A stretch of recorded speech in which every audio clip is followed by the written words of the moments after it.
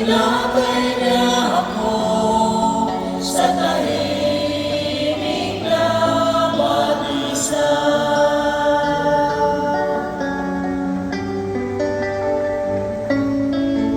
Binigyan niya ako ng bagong kalakasan at sangayon sa pangako na kanyang binitiwan sa matuwid na landasin.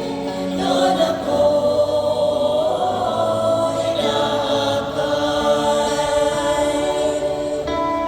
Kahit na ang langit ay tumatahak sa karimlan, hindi ako matatakot pagkat ika'y kaagapay.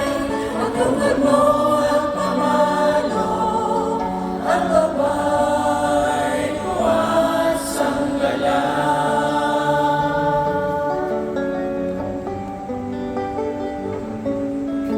Sa harapan ng lingkod mo, ikaw ay may handang tula. Ito iyong ginagawa, nakikita ng kawan. Nalulugod ka sa akin, nahulog ko ay narusan, at pati na ang sarap ko ay iyong inaapaw.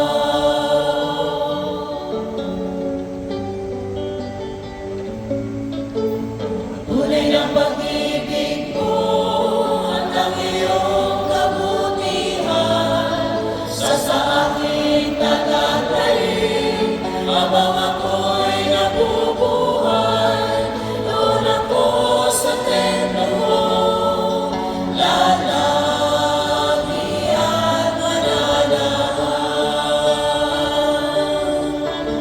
Kahit na ang langit ay tumatahak sa karimlan, hindi ako matatakot pagkat ika'y kaagapay. Ang tungkod mo ang pamalo, ang gabay ko at sanggalang. Kahit na ang langit ay tumatahak sa karimlan, hindi ako matatakot pagkat ika'y kaagapay. Ang tungkod mo at pamalo, ang gabay ko at sanggalang. Ang gabay ko at sanggalang. Ang gabay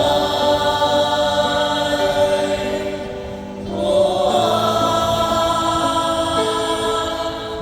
sanggalang.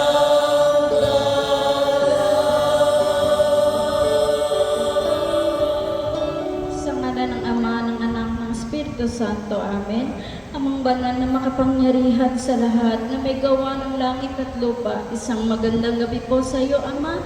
Ama, sumasampalataya po kami na winika mo kung saan may dalawa o tatlo na nag-uusap sa iyong pangalan.